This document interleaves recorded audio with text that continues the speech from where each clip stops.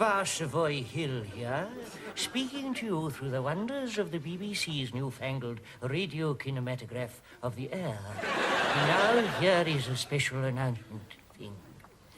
The BBC have asked me to remind you that the left-hand side of your drawing room has been designated a no-smoking area.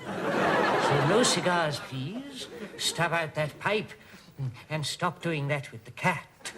Remember, if you must smoke, do it on the right-hand side only, like this. But now, a special announcement. During the next item, viewers may like to have a pencil and paper handy in case they wish to wrap up a pencil. Hello, this is the BBC, where no expense is spared. They've got it, but they just won't spare it.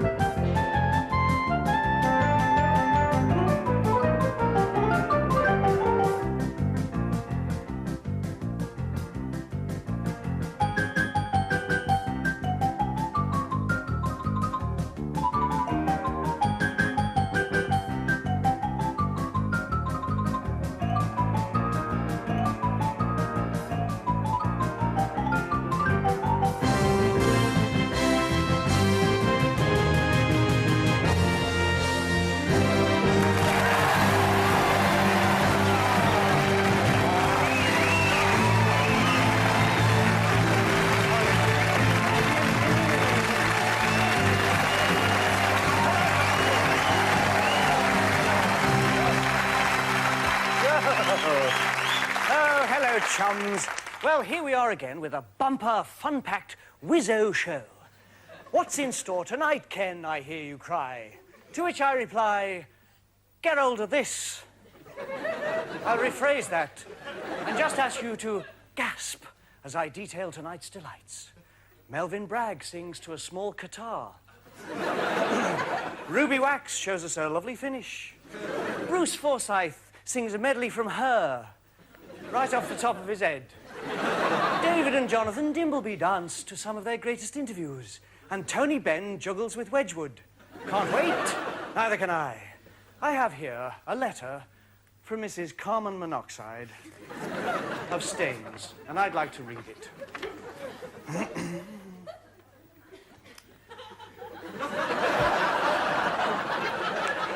Well, that's that. On with the show. And Bob says, opportunity knocks for this.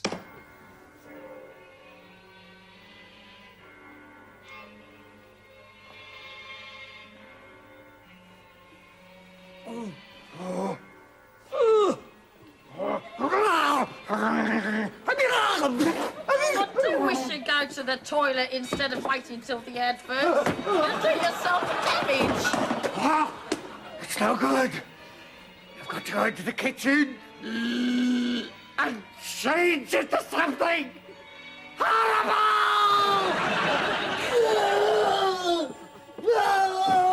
What is it, darling? Can I help in any way? Don't come in when I'm changing! Oh, it's agony! Now I know what a tadpole feels like! Ah! The pain! I'm so brave! So brave! Do you think it was something in the casserole, love? Oh, no! I'm changing into a fly! Oh, darling! How horrible! How can we possibly live together with you as a giant fly?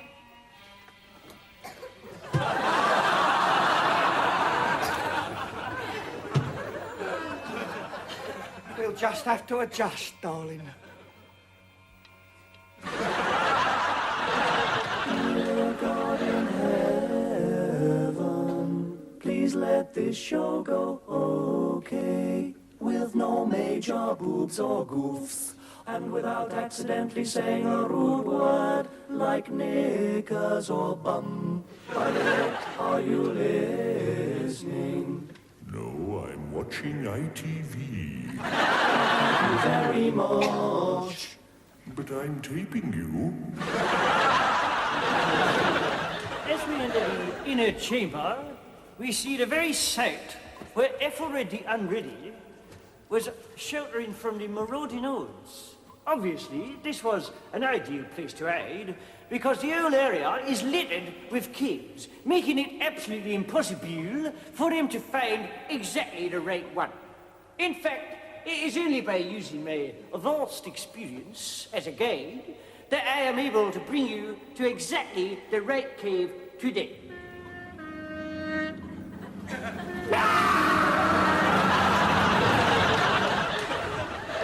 Yes, and now this. The SAS, the toughest, most fearless fighting force in the British Army. A crack, hyper-efficient regiment so demanding that only men with a stomach of iron and the brain of a dishwasher are allowed in. And it's here that the aspiring recruits are put through their paces. The daily routine begins every morning at 5:15. As part of their training, the new entrants are encouraged to rise early.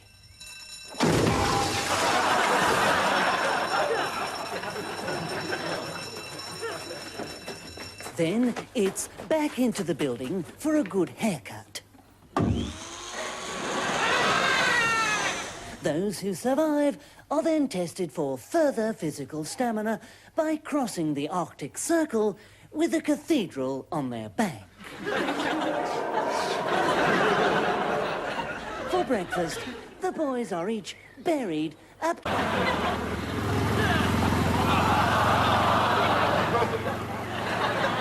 Then at lunchtime comes the most grueling, punishing endurance test of all. Impersonating the Nolan sisters. The question is this: why do we need the SAS? Who are they? Who am I? What am I doing? Why am I doing it? When do I do it? And why do I do it with the lights turned off? Where have all the flowers gone? And who were you with last night? You know, my mum's feeding me with the real thing. Mind you, I have to share it with a chap who smokes some Bruno. You stop upstaging me. Right, you scurvy varlet. What's this?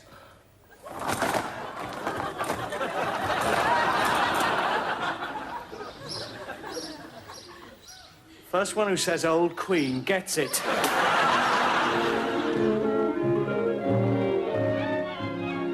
Yes, the golden age of the BBC. And who can forget those names that gave us all so much pleasure?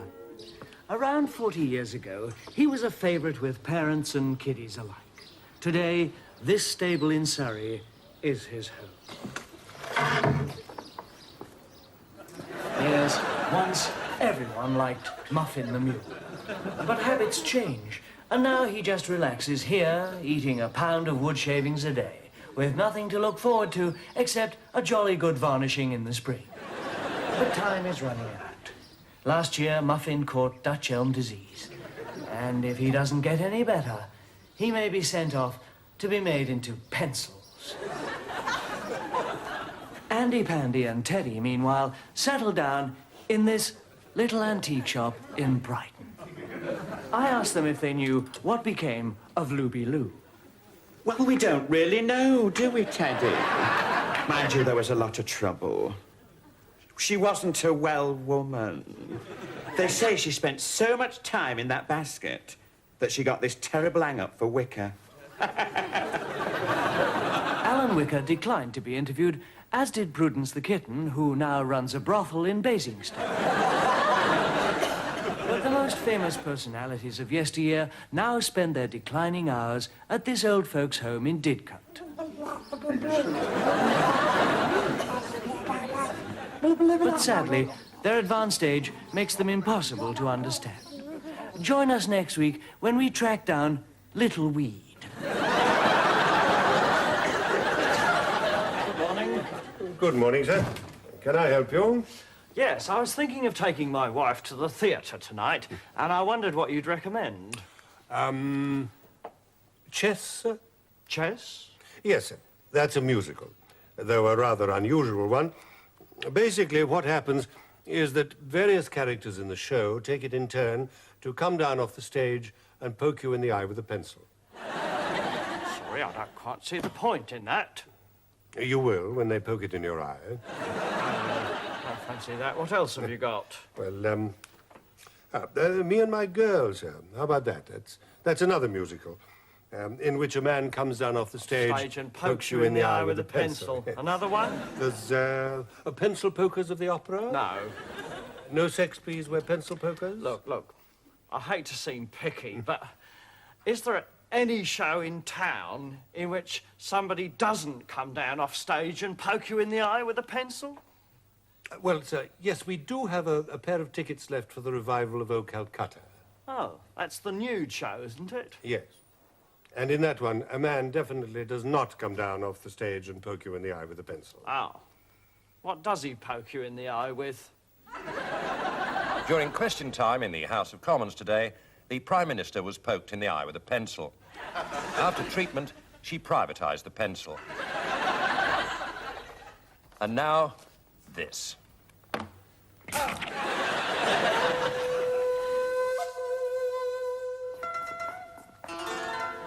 Oh, hello, folks. Well, here we are again at star-studded Hollywood party. Oh, who that over there? It's late Marlon Brando as the immoral godfather. Excuse, please. Must stop cotton wool in cheeks.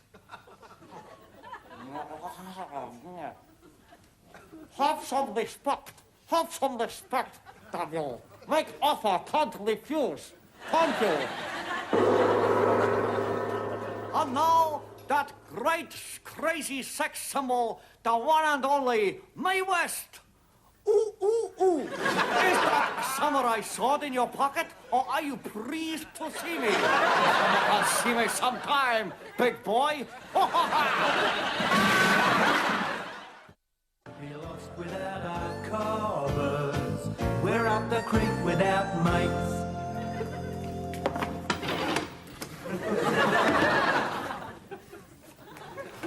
Here we are, boys. Breakfast. Oh, thanks, Grandma. Gran, I thought you were going to China forever. That's right. I'm a twin sister now, but I've been kidnapped on the way to the airport by a sinister Indian death cult. Sorry, Kevin. The wedding's off. Oh, no, I just splashed out in a whole packet. I've got a new boyfriend. He's different. More romantic than you, bone-headed ockers. Meet John Paul from France. Good day, Bliss. It's a boivee from an abo's armpit. Oh, here you go, mate. Oh. Don't mind if you're fat.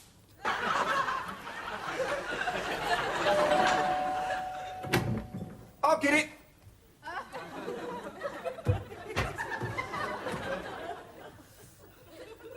Struth, nobody there. Yes, there is. Sorry, strange neighbour. Just got soap in my eyes, couldn't find the flannel. You're wearing it. By the way, this just came through my window by mistake. A message with a brick tied to it. A message with a brick tied to it? Mm-hmm. The postman's always giving you our mail. It says, we have kidnapped your granny. Unless we get $66,000 in unused lager by 6 o'clock, you have a death in the household. Signed,